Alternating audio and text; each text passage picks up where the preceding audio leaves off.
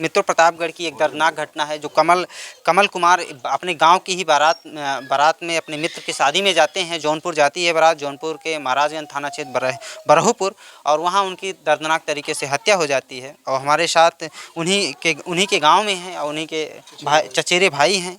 इनसे जानने का प्रयास करते हैं कैसे कैसे यह घटना को अंजाम दिया गया।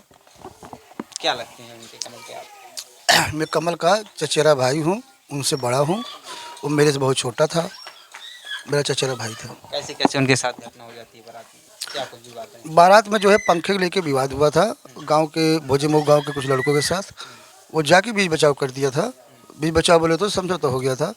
इसके बाद खाना भी ना खाया। बोलेरो रेडी थी, 3 बोलेरो छूट रही थी। वो बोलेरो में बैठने गया, जैसा ही बैठा होगा वैसे 7-8 लोग आगे ड्राइवर को हड़ की धमकी दिए, गाड़ी तोड़ने फोड़ने की भी धमकी दिए। ये गाड़ी में बैठा था, इसको हाथ खींच के मारने लगे। ये घटना जो है 2 ड्राइवर अपने आंखों के सामने देखे हुए हैं, हम हमारे गवाह भी समय हैं। और उसको मारने लगे। इतने लोग थे वो लोग, 7-8 लोग थे वो। अब 3 लोग उनसे क्या लड़ाई करेंगे, क्या बीच बचाव करते थे। उनको भी लगा था थोड़ा बहुत, ज़्यादा नहीं, थोड़ा बहुत लगा ही था। लेकिन इसको जो है ज़्यादा ही मार रहे थे, जो बीच बचाव कर दिया था। उसके पैर पे लाठी मारे, वो गिर गया। एक बार ताबक तोड़ जो है कुछ धारदार हथियार वगैरह से सर पे बहुत ज़्यादा वार किए। इतना पोस्टमार्टम हुई है। अबे पीएम रिपोर्ट जो है महाराजगंज थाने में पता लगा कि आ गई है। अबे पीएम रिपोर्ट हम लोग के हाथ में नहीं आई है। अब पीएम रिपोर्ट जो है थाने पे है। और बीजेपी सरकार है, योगी आदित्यनाथ से हम लोग अनुरोध करते हैं कि पूरी पीड़ित परिवार को जो है कुछ धनराशि या फिर जो भी सिस्टम हो उनको जो है लाभ मिलना चाहिए। अकेला कमाने वाला था, 2 बहन शादी करने के लिए हैं, यंग हैं, अपना 2 बच्चे भी हैं। उनके पालन पोषण के लिए भी सरकार कुछ सोचे समझे और अपराधियों को कड़ी कड़ी सजा दिया जाए, जिसमें 4 लोग अभी गिरफ्तार नहीं हुए हैं, 3 लोग गिरफ्तार करके जेल भेज दिए हैं। महाराजगंज थाना में जो है कुछ लोग, पुलिस वाले जो हैं, प्रशासन उनको बचाने का प्रयास कर रही है या क्या कर रही है, उनको अभी तक पकड़ी नहीं है। और उनको पकड़ने के लिए हम लोग दबाव बना रहे हैं, जा रहे हैं, निवेदन कर रहे हैं। परसों भी हम लोग महाराजगंज थाना गए थे, दरोगा जी से भी बात हुआ है। जो अज्ञात लोग हैं कुछ लोग का नाम मिल गया है, कुछ लोग का नाम मिला नहीं है। कमल जी स्वभाव में कैसे थे? आप तो उनके बड़े भाई हैं, चचेरे ही हैं लेकिन बड़े भाई हैं। आप जानते ही होंगे कमल जी, बचपन से आप देखे होंगे। वह क्या झगड़ालू स्वभाव के थे? झगड़ालू स्वभाव को नहीं था वो। कहीं भी लड़ाई झगड़ा, जैसे घर परिवार में भी थोड़ा कोई तू मैं हो जाता था लोगों से, तभी बीच बचाव कर रहा था, वहाँ भी वही किया था। उसका बैकग्राउंड एकदम एक नंबर था। ऐसा नहीं कि लड़ाई झगड़ा वाला इंसान था, लोगों से अच्छा व्यवहार भी था उसका। जो है लड़ाई झगड़े का इंसान नहीं था, पढ़ा लिखा भी था, समझदार था। क्या बारात में कूलर ही वह वजह बनी, कुछ और कारण रहे? नहीं, कुछ कारण नहीं था, बस कूलर वजह बनी है। कूलर घुमाने के चक्कर में, पंखा का हवा लेने के चक्कर में जो विवाद गांव के लड़कों से हुआ था, जो पहुंच के बीच बचाव कर दिया, वही उसके मौत का कारण हो गया। इसको मार दिए हैं। बाकी जो है जो अपराधी बचे हुए भी हैं वो धमकी उमकी दे रहे हैं। भाई इंक्वायरी हम लोग भी किए, गांव में भी गए थे, कुछ जानकारी लिए। वो लोग दबंग किस्म के इंसान हैं, शादी ब्याह में यही करते हैं, लड़ाई झगड़ा करते रहते हैं। और कमल कुमार जो है इस प्रवृत्ति का नहीं था, पढ़ा लिखा इंसान था, घर का अकेला कमाने वाला था, परिवार को देखने वाला था। यहाँ रहता भी नहीं था, 2 महीने 3 महीने से इधर आया था गांव में। बाकी वो जयपुर में रहता है, अपना वो कांच का काम होता है, विंडो में लगता है जो कांच भी, वही काम करता था। उसी के कमाई से पूरे जीवन परिवार की जीवन यापन होती थी। अभी तो वो नहीं रहा। अभी देखो सरकार क्या करती है। हम लोग को न्याय चाहिए और अपराधियों को जो है सजा में हो जाए, और परिवार का कुछ भरण पोषण के लिए सरकार उसके बारे में सोचे विचारे। अभी 2 लड़कियाँ पढ़ रही हैं चाचा की, अभी उनका शादी विवाह, अभी तो उनके लिए भाई पुलिस संकट का घड़ी है, आप समझ ही रहे हो कि कैसा सिस्टम बन रहा है। लेकिन अभी तक कोई ना नेता, विधायक, मंत्री जो भी हैं, कोई किसी पार्टी का आया नहीं है। केवल भीम आर्मी का कोई अध्यक्ष था, वो आया था, प्रदीप कुमार। क्या कुछ कह गए वो कह क्या गए, कानूनी प्रक्रिया में वो तहसील तक वो लेके गए, एसडीएम से भी मुलाकात कराई उन्होंने, बात भी किया, थाने में भी बात किया, कुछ लोग का नाम भी दिए हैं, बाकी कुछ अभी अज्ञात में हैं। वो तो प्रशासन का काम है। अगर अज्ञात में नाम दे दिया गया है, बताया गया है, आगे पीछे भी बताया गया, तो वो तो प्रशासन का काम है। उनको ढूंढे, उनको जेल भेजे। अब हम थोड़ी इंक्वायरी करेंगे, हम थोड़ी पकड़ेंगे, या आम आदमी थोड़ी पकड़ सकता है। हमारे पास हमारा तो इतना पावर है नहीं। जो है सरकार जो है पुलिस महकमा को जो है आदेश दे, कैसे अपराधियों को ढूंढ के जो है पकड़ के जो है उनको सजा दिया जाए, जेल भेजा जाए। अगर फरार हैं तो और भी ऑप्शन है, घर पे बुलडोजर चलवाए। माननीय मुख्यमंत्री जी बुलडोजर चलवाते हैं अपराधियों के घर पे, या अपराधियों को सज़ा भी दिलाते हैं। बहुत अपराधियों को उन्होंने अंदर भी किया है। हमें तो भरोसा है योगी आदित्यनाथ के ऊपर कि वो जो है इस मैटर में जो है कोताही नहीं करेंगे। ज़रूरत पड़ेगा तो हम उनके उनके आवास में भी जाएंगे, गुहार लगाएंगे माननीय मुख्यमंत्री जी के पास।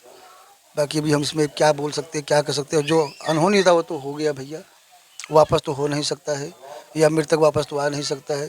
जो बचा है हम उसको संभालने में है, सरकार से न्याय की गुहार लगा रहे हैं। महाराजगंज थाने से पुलिस प्रशासन की कार्रवाई से आप लोग अगर कार्रवाई उनको अच्छी से होती तो हम खुश होते ना। हम लोग तो नाराज़ हैं, हम लोग तो नाराज़ हैं। जैसा कार्रवाई होना चाहिए वैसा नहीं हो रही है। पुलिस अपना काम ठीक तरीके से नहीं कर रही है।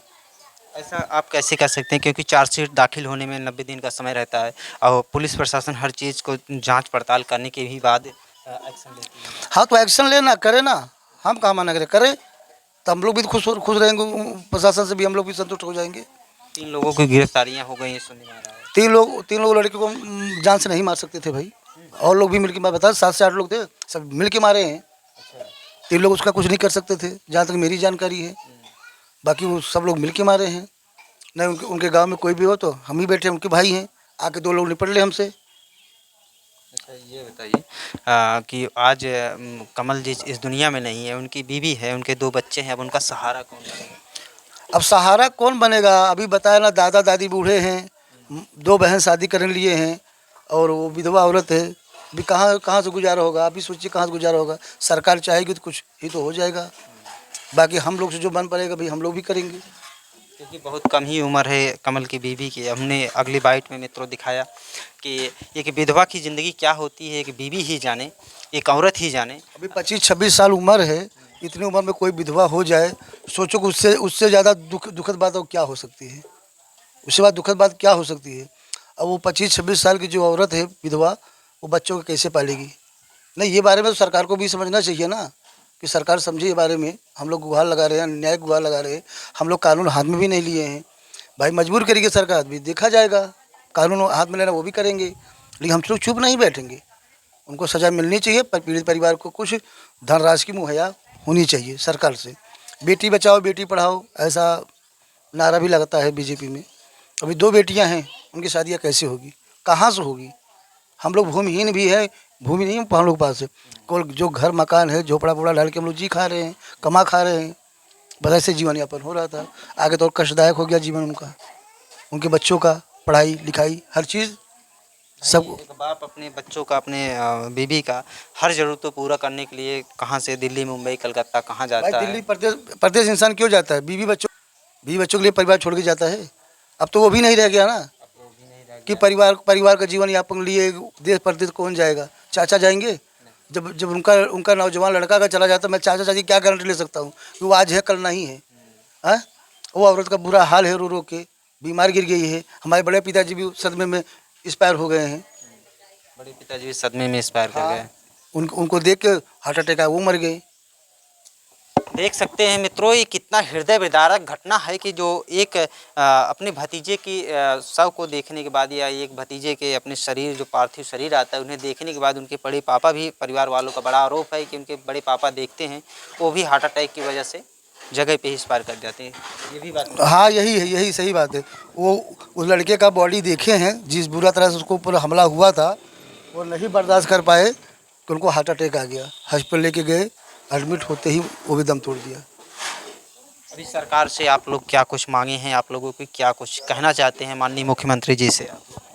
माननीय मुख्यमंत्री से यही निवेदन है कि अपराधियों के कड़ी से कड़ी सजा दिया जाए। जो अंदर है पकड़े गए वो भी, जो बाहर है वो भी। कुछ लोगों को नाम हम दे दिया है, और बाकी जो है पता लगाए, वो प्रशासन का काम है। बाकी परिवार के लिए जो है, परिवार को जीवन यापन के लिए, दोनों लड़की की शादी के लिए, उस कमल की बहन जो दोनों हैं उसकी शादी के लिए, बाकी दोनों को बच्चे के लिए जीवन यापन के लिए कुछ ऐसा सिस्टम बना दे सरकार कि जिससे उनका जीवन यापन हो जाए। बाकी अब हम उसमें क्या बोल सकते हैं, सरकार क्या करना चाहती है क्या नहीं करना चाहती है, समझे? हमारी चाची का रो रो के बुरा हाल है, उनकी पत्नी कमल कुमार पत्नी का बुरा हाल है। अभी हम उसमें ज़्यादा क्या बोले, क्या कह सकते हैं? जो कहना हमने कह दिया। बाकी सरकार उसके बारे में समझे विचारे, और परिवार, पीड़ित परिवार को कुछ तो उसके जीवन के लिए कुछ तो होना चाहिए। उसके बच्चे 2 हैं पढ़ लिख ले, जो उसकी 2 बहनों की शादी थी, कमल की जिम्मेदारी थी, 2 बहनों की भी जिम्मेदारी थी, बच्चों परिवार की भी जिम्मेदारी है। मित्रों, इस समय प्रतापगढ़ में थे और प्रतापगढ़ में कमल जी जो इस दुनिया में नहीं है, उनके परिवार में थे। उनके बड़े पापा के लड़के यानी उनके भाई थे। इन्होंने क्या कुछ बताया कमल की हत्या किस प्रकार से की गई और या किस प्रकार से उनके साथ दरिंदगी हुई। कूलर का हवा को लेकर विवाद हुआ और उसी विवाद के चक्कर में आज कमल इस दुनिया में नहीं है। बाकी यह वीडियो देखने के बाद आप क्या सोचते हैं कमेंट बॉक्स के माध्यम से ज़रूर कहना। धन्यवाद।